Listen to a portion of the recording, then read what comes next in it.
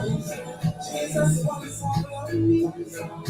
Not for some things or sometimes. 7 days of glory. Jesus wants all of you.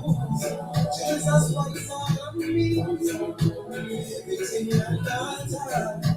Jesus Christ wants all of you. Who is looking? Who is looking? Who is looking? Who is looking? 100%. Father, if I'm living to please you, doesn't anything I can do. Please be here. I don't know what can I do. Jesus wants all of you. Jesus wants all of me. Not for some things or sometimes. 7 days of glory. Jesus wants all of you. Jesus wants all of me. Everything and all time. Jesus.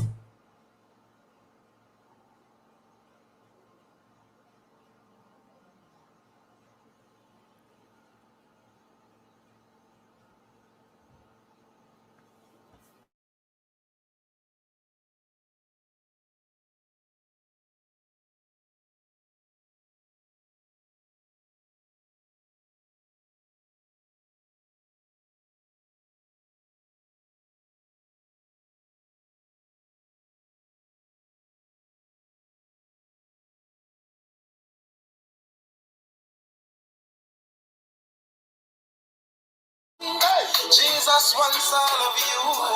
Jesus wants all of me. Everything and all time. Jesus Christ wants all of you. So many people. Well, today, want to receive the blessing, but I'm now on the blessing. Father, put a command, they need a deliverance. They want the healing, but I'm now on the healer. Looking them right, gotta have no residence. But the nature them all of his take precedence. Things of this one of the road and intelligence. They're walking on the church, but I'm now I'm in the take me down, I watch face. No. Cause each and every morning that's when I get great. Yes. Come on to me, if you heavy and heavy. And I will give you rest. If my problems solve my burden bearer. But I'm not a spirit, Jesus wants all of you. Jesus wants all of me. Not for some things or sometimes. 7 days of glory. Jesus wants all of you. Jesus wants all of me. Everything and all time. Jesus Christ wants all of me. Missing my life by books and can't just feeling themselves in happiness. Man, I go down by club, drink rum, smoke weed. It's a enjoyment, but I know it's like money can't buy happiness. I get them to sleep, they like far from anxious. Man, I make it back in the devil, now them rich and famous, but them so let us.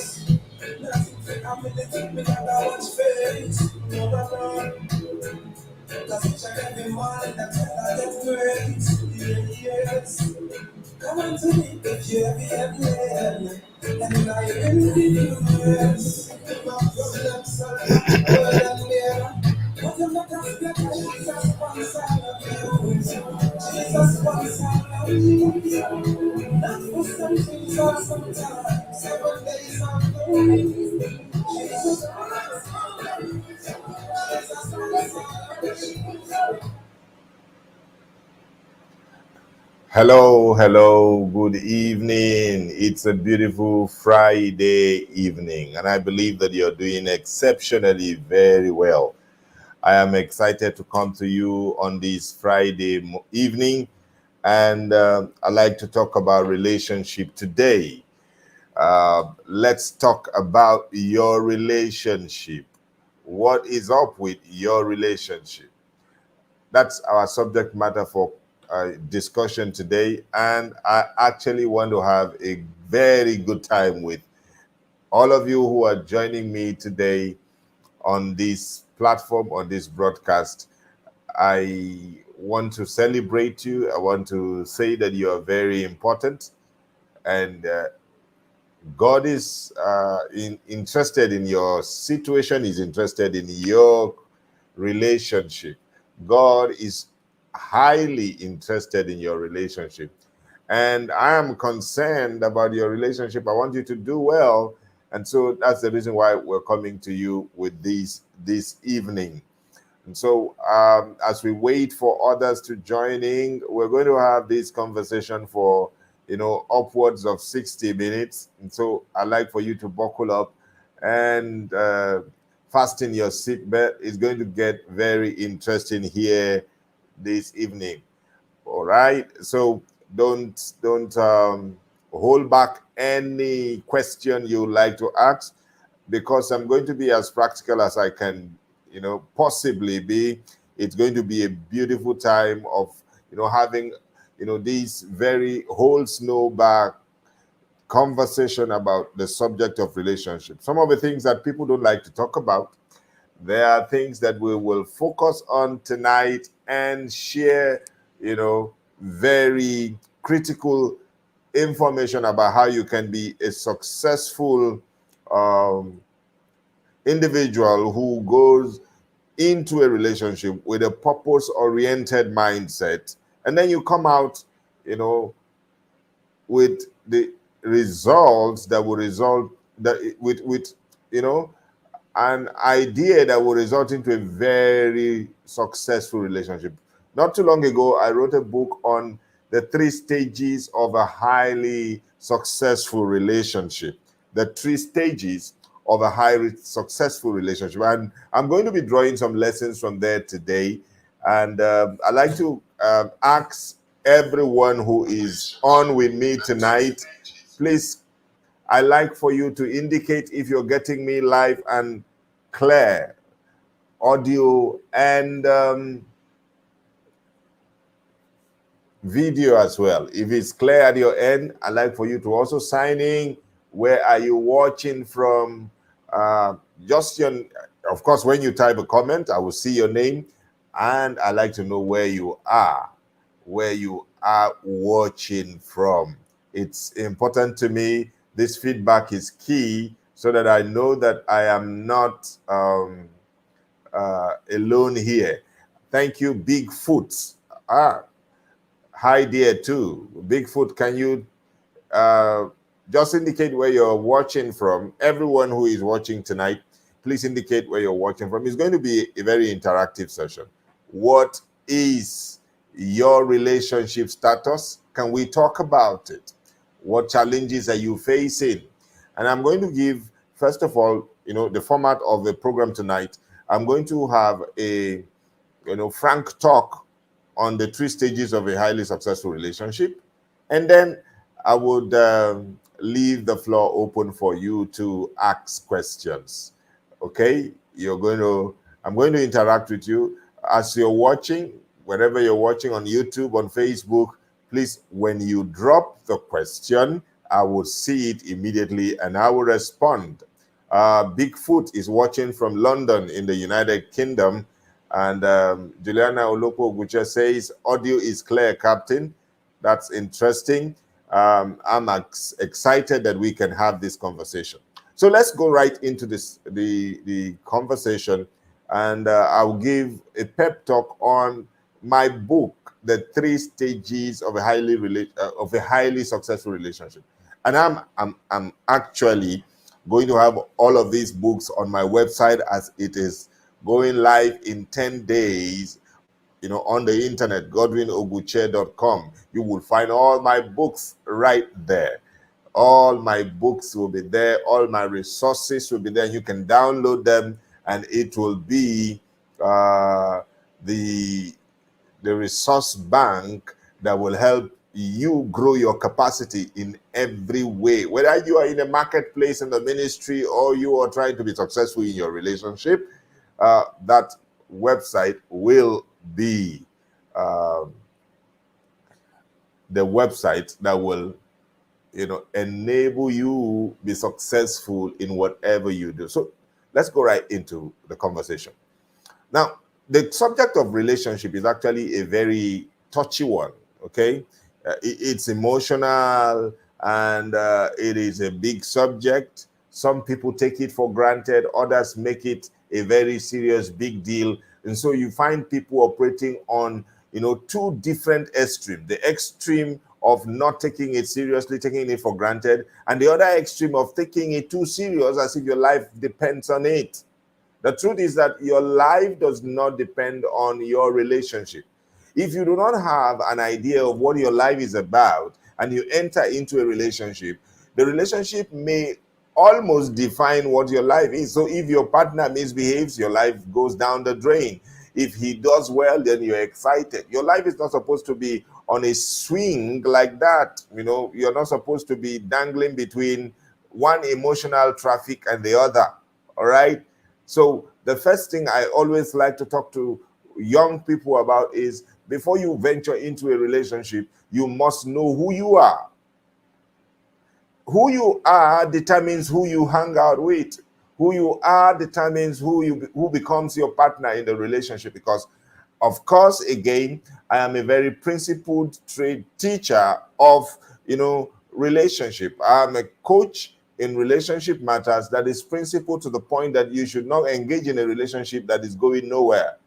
You should enter into a relationship with the concept of ending it in the marriage space. That should be the end game. I don't believe that people should just be hanging out, dating, and courting without any end game in mind. The end game for every relationship that will be successful should be in marriage. So don't try to ask somebody out as a guy if you don't intend to marry the person eventually. If the person is not, like we say in Nigeria, a marriage material, all right?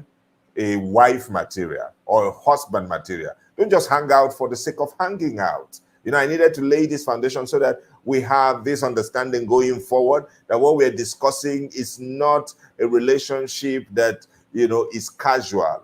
I don't promote casual relationship. It has its implications that are so negative, okay? When you're going into a relationship, it should be a relationship based on key principles and values that ensures that relationship end in a marriage situation. Okay, so if you're not ready for marriage responsibilities, don't go into a relationship, all right, an emotional relationship, a relationship that is that involves the other third party, the relationship that involves the opposite sex, that tax your emotion and begins to go beyond the concept of platonic. People relate one-on-one, opposite sex, colleagues in the office, acquaintances that met in the library or in the bus, and they just became friends. But if you want to take it to the emotional aspect and you don't want to marry the person, you're caught in trouble. Trust me, you're caught in trouble, because you're preparing yourself for a fall. You're preparing yourself for a heartbreak. And a lot of people cannot exactly say if the relationship they have been in the last couple of months or years, some of them ending in heartbreaks, have been the friend zone kind of relationship, like Dick Richard has just said. All right. I like to also find out from Dick Richard, where are you watching from? Please indicate. We'd like to get that feedback from you.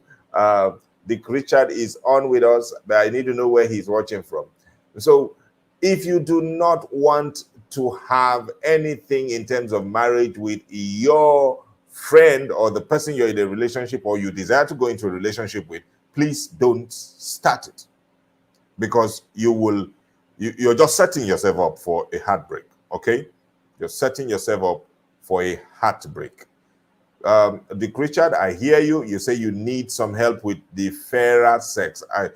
Maybe you will need to explain to me what the fairer sex means. And you also said that you are constantly in the friends zone, right? Okay, we'll get to talk about that more. And then Dick Richard also has confirmed to us where he's watching from. He's watching from Watford in England. right? I hope I'm correct. Watford is in England. Yeah. Okay. Okay, he says the Richard says the fairer sex are the ladies. All right, I got you there, and we will get to talk about that. Okay, so I am very excited that we're having this conversation, and I like for you to stay with me. I was just laying a background on the subject of how your relationship is doing. Let's talk about your relationship. And I began to talk about the fact that if you're not ready for a long-term, lifetime relationship, don't start an emotional relationship with the opposite sex. Okay? Because if you do, and then you get to change your mind later, the other person might not even understand what you have in mind. So that's why at the first instance, always define your relationship. A lot of relationships are not defined. And that's the reason why, there are wrong expectations. There are assumptions. Assumption is the, lowest level of knowledge. Assumption. Okay, you're friends with the lady, and she doesn't even know you are not in a relationship with her because there was no definition. And then there are things you do that is beyond friend zone kind of conversation or relationship.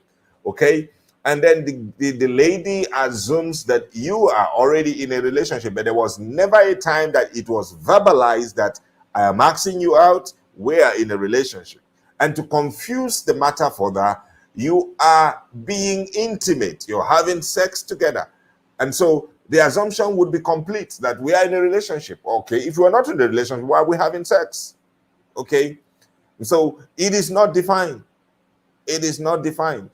And then you wake up one day and you tell this lady that you're going to get married to somebody else, maybe a childhood sweetheart, a high school sweetheart, and then the lady is heartbroken. But I thought we're in a relationship. No. And then you begin to say things like, but I never asked you out. I thought we're just having what today's generation calls friends with benefit. So the sex is the benefit. The company is the benefit. I don't think we should get ourselves entangled in such kind of, mess. Okay? It creates a lot of emotional web that even after you settle down with another person, somebody else is hurting because you led them on, so to say. Okay? It is always good to define your relationship and always desire to start a serious relationship with someone you will eventually settle down with. I know that in today's world, that may be, a far-fetched idea, but more or less I'm old school. And are you surprised that that's the reason why we have the level of divorce that we have in our generation today? It has increased so much. It has increased so much. Okay. So while, like I said, this is an interactive time. Bigfoot from London is asking, how do I stop myself from getting into consciously? Well, I understand what you're talking.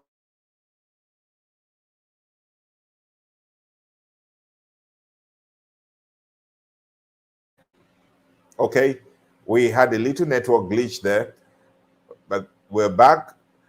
And for all of you who are with me here, if you notice any drag in the pictures and the audios and you can't hear me clearly, please just drop your comment and we will find a solution to that quickly. Okay, how do I stop myself from getting into an emotional relationship? First of all, you need to understand that going into a relationship is a big deal, as much as you don't make it a life factor.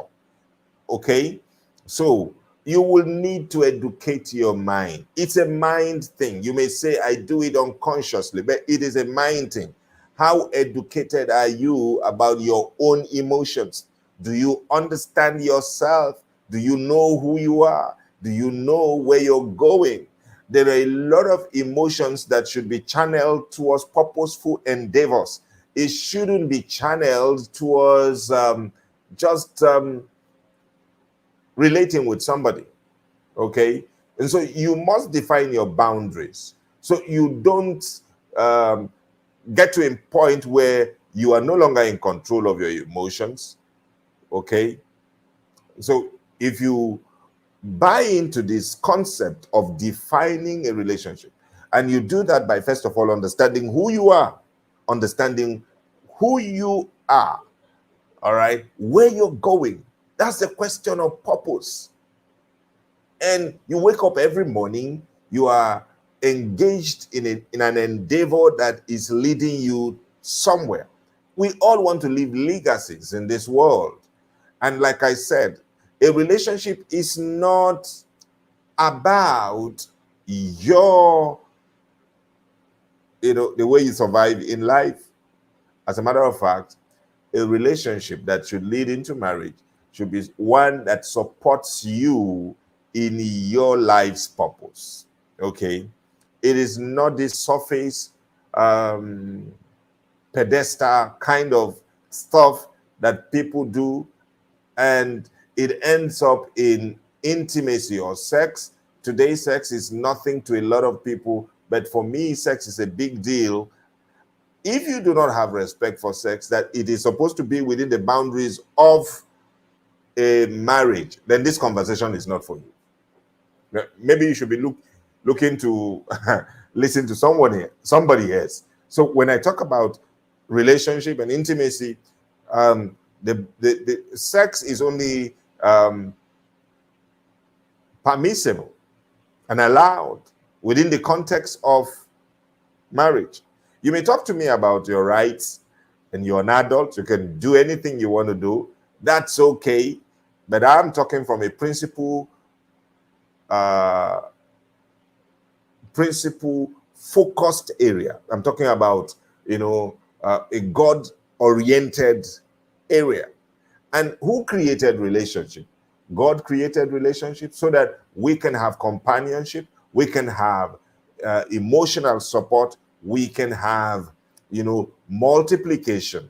All right, we can have multiplication in terms of purpose and of, having children. Okay, but it should be within the confines of marriage. The institution of marriage has been bastardized so much today because we have taken to casual relationship. Sex has become so cheap.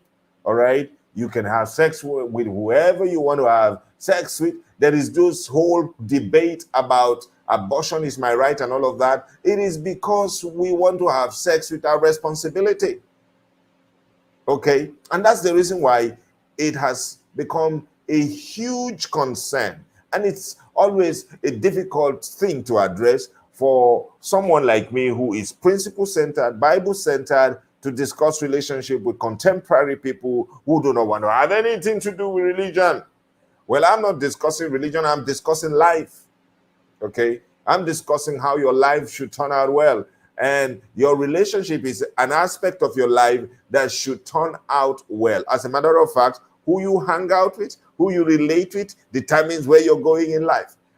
All right? If you relate casually without recourse to your purpose, of course, you will have serious challenges. Okay? You will have serious challenges. You will indeed have serious challenges. Dick Richards, I hear you. You need someone to care for you. If you want that to happen, I think you should be thinking of a marriage partner, not just a casual relationship. Okay? As a matter of fact, the Bible says that it is not good for a man to be alone. And so he created Eve. That is a foundation. That is God's desire. That's a template for life. That is a manual for life. That is the blueprint that God has given. So you need someone to care for you. I adjure you. I beseech you in King James language. I implore you to work towards getting a marriage partner and begin to work towards it. Now, this conversation is, taking a very interesting digression. My introduction has become so lengthy, all right? And I'm getting all kinds of questions. And I have this question from Juliana Oloko Oguche from Kano in Northwest Nigeria. She says, Captain, what's your take on cohabitation? A lot of singles are into it today and justify it by saying they seek to know their partner better. What's your take? Cohabitation, where you have intimate relationships as if you're already married, is wrong. Trust me. Okay? Most cohabitation end up in heartbreaks. The reason is this person, you're not married to him or her. You start living together, you're moving with him or you moving with her, and you begin to live like husband and wife. You guys have sex, you live, she cooks for you, or it's the other way around. Everything that married people do, you guys are doing. All right? Trust me, you're already married. Even though from the African context, you have not sought the permission of a parent, you have not done the marriage rites, but you're married anyway, and you have not gone to the court, the marriage registry to officially register your marriage. You have a pseudo marriage, all right? You're not pronounced, but in the public space, husband and wife, but like what the scripture says, you're married, okay? And so you say you're testing the ground. Trust me, you don't need to do that. It's because of the amount of distrust we even have for ourselves. We do not even understand who we are as individuals. So it will always affect how we see other people. If you understand how God sees these things, and I do not want to apologize for coming from the perspective of God in relationship matters. Take God out of the equation, your relationship will be a mess, your marriage will be a mess, okay? So always know that the standard that is correct and that is right is the standard of God, okay? And the scriptures is the basis for these values that I'm talking about. Ignore them, you ignore them to your detriment. And so cohabitation is a no-no, it's an X. Put an X on it. You want to get married, okay? Court the person, relate with the person, take time to understand each other, talk about the things that are that you have in common, all right? The issue of your faith. Are you guys seeing eye to eye on the issue of your faith, your relationship with God? Are you guys seeing seeing eye to eye on the issue of finance? What about the number of children you want to have? Do you have occupational, commonalities? Can you talk about, your sexual compatibility without engaging in the act? Okay. All of that happens when you are not emotionally tangled. If you are not emotionally tangled to the point that you're sleeping with each other already, because that can mess up the entire equation, okay? It can mess up the entire equation. You won't have the presence of mind to discuss the issues of faith. And if you're having sex with the person you're going to marry and you don't feel any dint of guilt that you're doing something that is wrong, then of course faith is out of the window. God is not in the equation. And then you won't even have the presence of mind to talk about finance, your financial goals, and the number of children you want to have, and everything will be already in a mess. So if you're engaged in that already, please press the rewind button, go back to the beginning and ask yourself some valid questions if this is the person you want to spend the rest of your life with, and start on a solid foundation. If the foundation be destroyed, what can the righteous do? The good book says, okay? So I had already talked about this question. Sex should be in the confine of marriage. Yes, it's actually an affirmation of what I had just spoken. And Bigfoot is also saying, I have also had a woman who only want me for my money. How do I avoid people like this before getting into a relationship with them? The truth is, this may not go down well with a lot of people, but you always attract who you are. You are always attracted to who you are. All right. Are you purpose oriented? Are you a focused person in life? Are you going in a direction that shows a measure of seriousness? You won't be attracted to people who are not going that way. All right. You won't be attracted to people. As a matter of fact, you won't even want to have a relationship with somebody who is not going in the direction of your life. Okay. So if somebody says, if you have been with, if you have had women only want you for your money, trust me, what do you want them for? The question is, what do you need a woman for? All right. You can avoid such people by being purpose oriented. Now, let me go down to some details about this purpose orientation that I'm talking about. Okay. Two persons meet, they met in a mall, possibly, and they get attracted to each other. And because the girl is all fine, had the right curves, she's pretty, beautiful, and the guy is all, taking in his mind. He has already imagined being with a lady in bed and all of that, and he's not thinking of marriage, he's not thinking of purpose. He just wants to be with this lady, and he approaches her. And the moment the lady sees that she is approached in the manner she's approached, she thinks about the guy's pocket and thinks about the benefit she will get from this guy.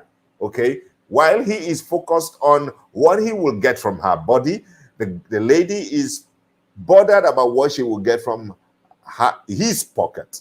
Okay? And so they go on a date, the first date, and then they go on another second date. Okay? They go on a second date, right? And they end up in bed, and the relationship goes on for about a month. And then one day, the guy wakes up and he's wondering, why does this lady need me only for money? Okay? And the lady is wondering, it does appear as if this guy does not even love me. He wants me only for my body. At that point, the two of them are exhausted, because obviously the lady would have found out that this guy is not properly boxed up. He doesn't have enough money. And the guy is beginning to find out that, well, it does appear as if I've had enough of my relating with this girl. Whatever I wanted in bed, I've gotten. And then it breaks down. There was no purpose that ties them together. There was no futuristic, desire that ties them together. Okay? So let me define love in the real essence. Love is not sex. Love is not attraction. Love is not how you feel. Love is a decision made by reason of knowing the person. So the person that you're attracted to, do you know the person? Do you know the person? Love in its truest and purest form is based on knowledge. So you cannot love somebody at first sight. You cannot. You cannot love anyone at first sight. You cannot love anyone at first sight. We have Professor Johnny Waking. He's one king. He's joining us from Northern Ireland in Great Britain. All right. Professor Johnny, you're welcome. So, like I was saying, you cannot love someone at first sight. You can like someone at first sight, but you can love someone at first sight. Love develops in a process of time as you know the person. As you know the person. And so, the first stage of a successful relationship is that stage of attraction. And you must be attracted to somebody. The first point of trying to start a relationship is the attraction. Everybody has got a desire in their heart, the speck of the woman or the man that desire to be in a relationship with, right? So there is a speck in your mind. When you see it in a lady, when you see it in a guy, you are drawn to the person. But that is what you have seen that draws you, the container the branding, the external. That is not wrong. But when you are attracted, then begin to find out what is in the container, the content. Begin to find out what the content is inside the container. Okay? Because what you are going to marry, who you are going to marry is on the inside, the character, the characteristics of a person, the behavioral pattern, the essence of the person's soul. It doesn't show at the point of attraction. If somebody has got anger issues, the person does not, exhibit anger on the go. Okay? The person exhibits anger when there is a stimulus, when something stimulates the inner man or the personality of that individual, right? So you cannot understand or know somebody at first sight. That's why there is a need for relationship. So you're attracted to this lady or you're attracted to the guy, you need to begin to know the person. Now, the first few weeks of attraction can be highly, highly dangerous. Dangerous in the sense that emotions are all over the place. There's so much emotional traffic, you're feeling all kinds of emotions, and there is a temptation to go to bed immediately with the person. Please, that is a point of attraction. And you need to manage your emotions. I'm sorry. You need to manage your emotions at that point so that you can know the essence of a person. Do you understand that? Now, intense emotion lasts for only 90 days, especially when it is very intense. It lasts for only 90 days. So allow the attraction and the externality, the good points of the person, to flow within that 90 days. That knowledge is important. It will help you to make further decisions going forward. All right? Sometimes it's less than 90 days. But please don't become intimate with the person. Because if you do, it breaks the process. It will just cut short the process, and then you have flown straight into the third stage, and you have overlooked or jumped the second stage. Now, when the emotional high begins to die down, the persons who are in love with each other begin to stop pretense. They begin to be real. Most of the time, don't deceive yourself. Most of the time, when you're trying to impress your partner, you would always want to do what they like, smile right, open the car door for them, be extra nice, ask for what they want and all of that. You're trying to impress because your emotions are all over the place. You're trying to make the person see the essential packaging that you want them to see. But after a while, we get tired because the emotions die down, and then we begin to see that the person is actually very annoying. The person doesn't talk fast. The person is too slow. The person, comes late for events or for appointments, for dates. The person is not very clean. The person does this, it does that, and all of the things that you begin to see, okay? All the things that you begin to see. At that point, all the things that played out in the emotional stage, in the early stage, the primary stage, begins to help you to form an opinion. And at that point, you begin to know whether you truly love the person or not. You begin to make decisions on the basis of, okay, I can live with this for life, or I cannot live with this, or what can we work on? And at that point, you begin to have serious conversations about, okay, this is your behavior. I don't think it's right. If we're going to be together, can we, work on how we can handle this or handle that? All right? And then you begin to have conversations. People who are in a relationship should communicate on a constant basis. When you don't communicate, you break down the relationship. The relationship dies naturally when the people stop talking. So communication is the fertilizer of every relationship that will be successful. And as you begin to talk about, the behaviors that you are now seeing, what you were not seeing before, because emotion blinded you, not love. Emotion blinded you. Hype blinded you. trying to impress one another blinded you from seeing the real person. And as you begin to see the real person and you begin to, have these very frank conversations, you begin to make decisions based on the knowledge of a person that you have. You begin to find out, okay, this person acts this way because the history of this person, the family background of this person molded the person to be this way. Can the person change? Can the person live? Can you live with the person if the person cannot change? At that point, you begin to make decisions.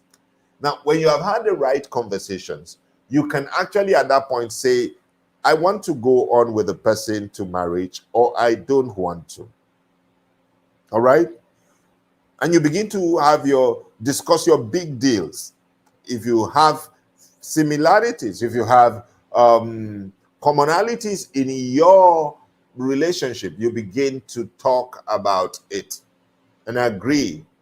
You begin to make agreements, clear-cut agreements about how you want your life to be. You talk about your financial goals. And if you've made your decisions that in spite of the weaknesses of the person, because trust me, everybody has got a weakness. Everybody has got a weakness.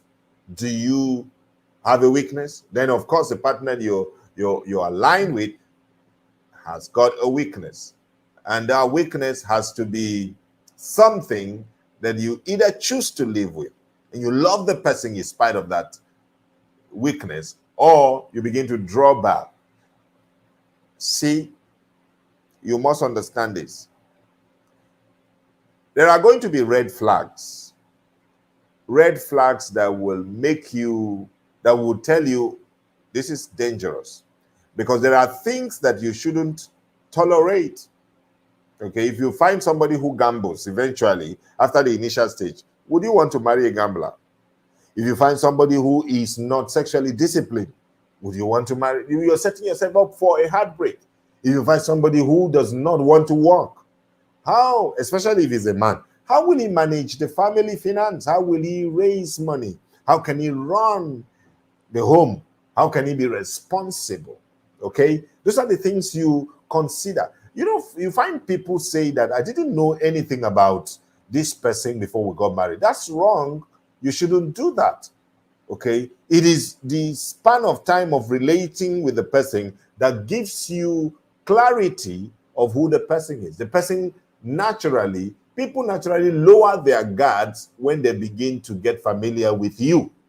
And that's where knowledge comes in. And that's where conversations begin to, become necessary. And you should have that kind of conversation so that you have, clear-cut agreements. The majority of people jump from the emotional point. Person is beautiful, kind-hearted, on the surface, and then the next thing you go to the marriage registry, or you just go to the church and get married, only to find that reality stares you in the face once the person knows that they are secured in the marriage. They display their real nature, and at that point it's too late. You can't go back to make a fresh decision. And that's the reason why marriage has a lot of high rate of divorce, because we jump the reality process. We jump the reality stage of having frank conversations about critical issues of faith, of money, of sex, and of children. Okay, and then of occupational matters. Trust me, this is one of the reasons why many people do not have the right kind of marriage. And so if you have made a decision at the point of seeing all of the idiosyncrasies and all of the character traits of a person, and you're satisfied with it, and two of you are ready to live together and improve on yourself. There are no perfect partners, and begin to work on yourself for the rest of your life. Then you can move to the marriage stage. That way you are making your decision with all of your eyes open. There are no secrets, nothing that will take you by surprise. A lot of marriages end up today because the husband or the wife wakes up really surprised about the past. And that's the reality stage, is where you talk about your past. All right? if it is necessary, who you've been with before, if it's and absolutely necessary if you have had kids from previous relationship. If you have been married before, you want to talk about all of that, because this is the person that you want to call your best friend, your most trusted ally. There shouldn't be dark spots. You shouldn't be blindsided by matters that are not critically, playing. All right. So those are the things I like to share, and I like to take your questions at this point. Let me look at our chat here. If we have questions we can quickly take, okay? There are questions we can quickly take, and then I will expect your question also on the comment box, okay?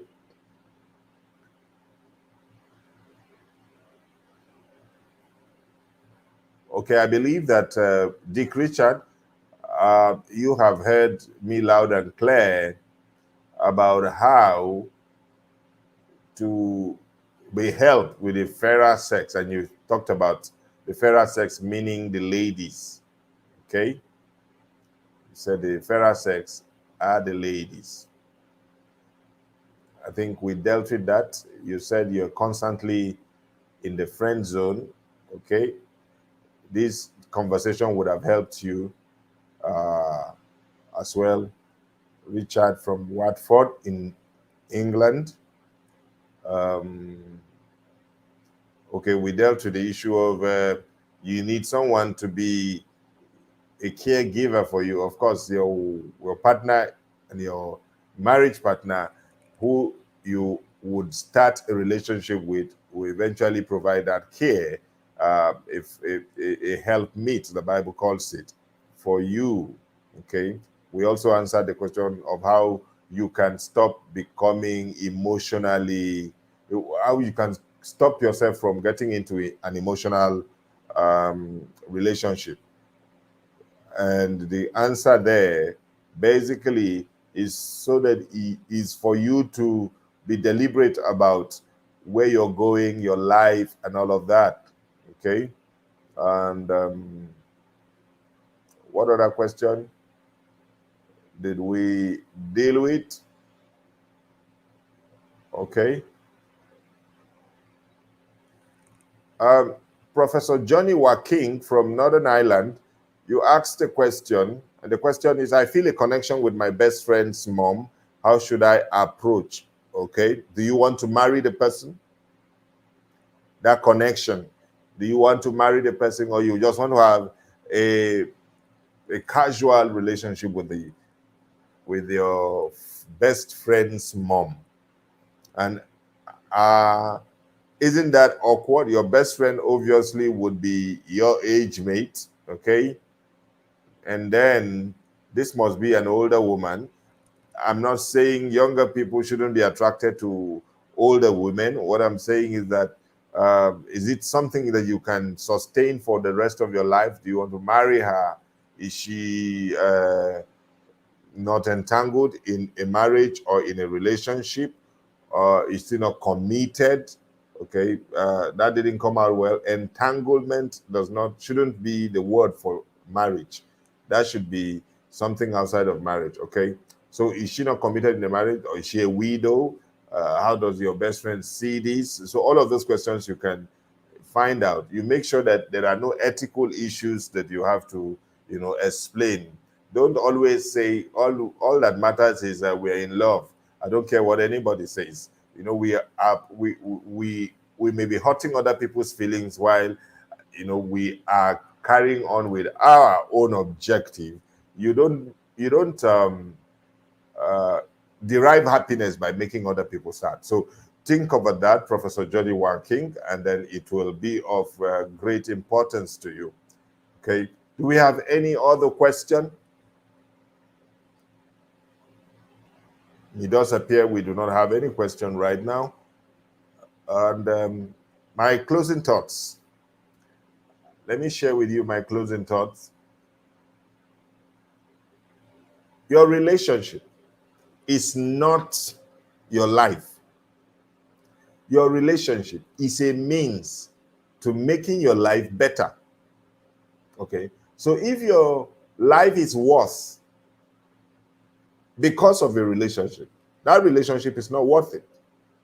A relationship should not take your focus from, fulfilling your destiny. So every relationship that you go into should be one that enhances your life. The Bible says two are better than one because they have a reward for their relationship. Two is better than one. One will chase 1,000. Two will chase 10,000. There is an exponential capacity that you receive from value-adding relationship that ends up in marriage. And so and that happens only when the two are thinking alike, have common interests, they have common faith, they have common objective, they are heading the same direction. Two cannot work together except they be agreed. It is that agreement that makes the one which used to chase 1,000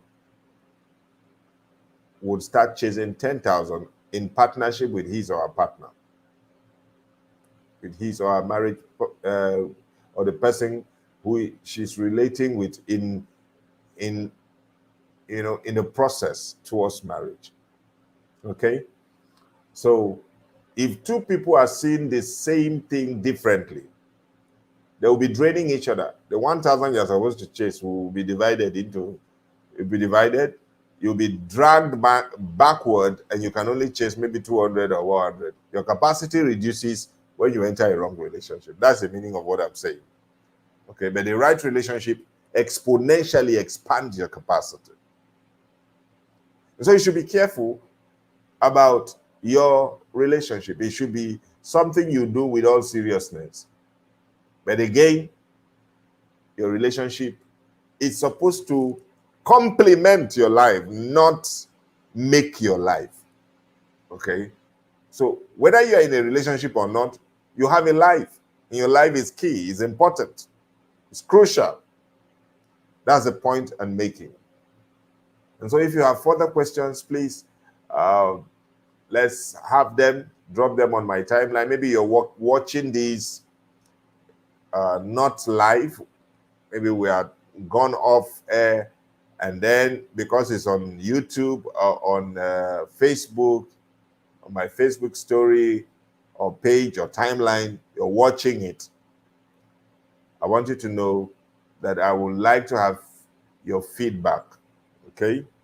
So I'd like to thank all of the persons who have been with me tonight.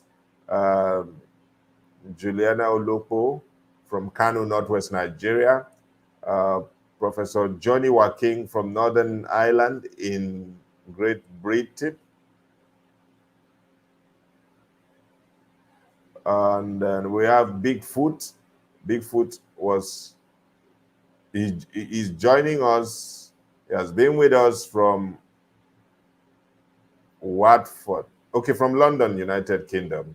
It's Richard Dick that joined us from Watford in the UK.